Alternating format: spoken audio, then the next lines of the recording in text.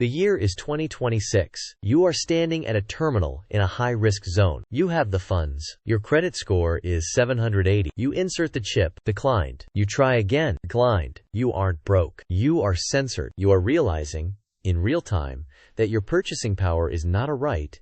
It is a permission slip, signed by a risk algorithm 3,000 miles away. We have spent the last 50 years building a financial cage, and we called it convenience. Today, we are conducting a forensic analysis of the 3 specific assets that the global credit system is mathematically designed to prevent you from owning. History proves that when the friction costs of a currency exceed the trust in the user, the system locks down. And the data shows the lockdown has already begun. We need to look at the crime scene. The credit card industry attempts to project an image of seamless liquidity, but the internal documents tell a story of a machine grinding to a halt. Look at the raw data from the 2023 Consumer Credit Card Market Report. Transaction volume in the analyzed sector grew 50% from 2019 levels, reaching nearly $10 billion in 2022. That sounds like a booming economy, right? Wrong. It is a bloating corpse. While transaction volume grew by 50%, the friction costs, specifically chargeback disputes, surged by over 80%. We went from $3.2 billion in disputes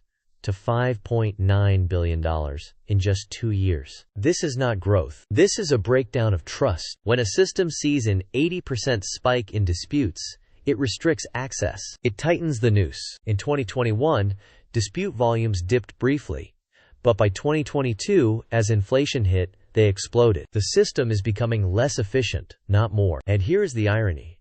Despite this surge in spending, credit card application volumes actually fell between 2020 and 2022. The banks know what is coming. Approval rates rebounded, but the appetite for new credit collapsed among the prime borrowers. They saw the trap, but millions of others did not. They thought they were different. They thought the points and the miles would save them. They were wrong. The first thing you cannot buy with a credit card is mathematical advantage. In fact, you are buying its opposite, volatility. The banks have engineered a product where the reward is the bait for a mathematical bear trap. Let's look at the 2025 credit card debt statistics. The marketing promises you 3% back on gas or dining to combat inflation. But look at the back-end APRs. For gas rewards cards, the upper limit APR has spiked to 27.52%. For dining rewards cards, it is even higher at 27.68%. Even student credit cards are sitting at 27.68%. Do the math. If you carry a balance for even 2 months, that 27.68% interest obliterates the 3% reward. It is a negative-sum game. You are not buying rewards, you are financing your own destruction. The data shows that the average minimum payment increased significantly in 2022, up from 13% of holders paying minimums to 20% in 2024. Why does this matter? Because the system is designed to strip equity from the middle class and replace it with revolving debt. You cannot buy stability with an instrument priced at 27.68%. It is mathematically impossible. Yet, millions signed the contract. They thought they were different. They thought they could beat the house. But the house set the APR. The second thing you cannot buy is sovereignty. A credit card is a request, not a payment. If you attempt to operate outside the sanctioned corridor, the system shuts you down. We see this in the documentation for payment processors like Stripe. According to high-risk merchant lists, if a merchant's fraud-to-sales dollar volume ratio hits 8% in a calendar month,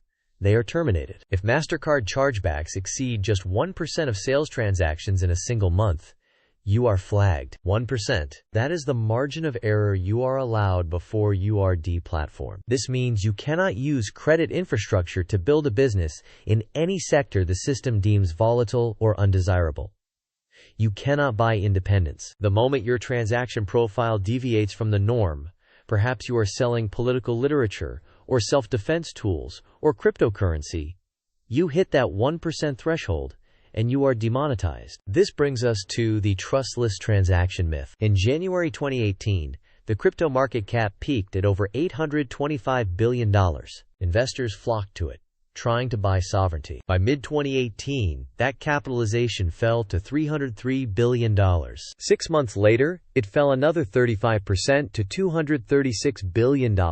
Why? Because you cannot buy sovereignty with a speculative asset that relies on the same liquidity bridges as the banks. When the banks cut the bridge, the asset collapses. They thought they were different. They thought digital tokens were immune to centralized pressure. The $500 billion loss proves otherwise. This leads us to the final and most terrifying reality. You cannot buy security because the system is preparing to revoke it. We are currently witnessing a regulatory shift that echoes the 2008 crisis.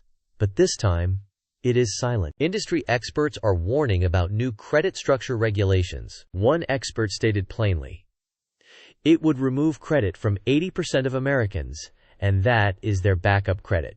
Read that again. 80%. This is not a recession. This is a structural deletion of the working class liquidity. The chargeback attempts remain within the historic range of 1 to 2.8 per day. But the value of those disputes is skyrocketing to that $5.9 billion mark. The banks are realizing that the American consumer is no longer a safe bet. Just like in the 2004 Frontline documentary The Secret History of the Credit Card, where Senator Dodd tried to introduce reform, the banks are pivoting. They are preparing to cut losses. If you are relying on that piece of plastic as your emergency fund, you are standing on a trap door. The 2025 Credit Card Act trends show a shift. Minimum payments are rising. Access is tightening. The 19.24% APR on dining cards was the floor.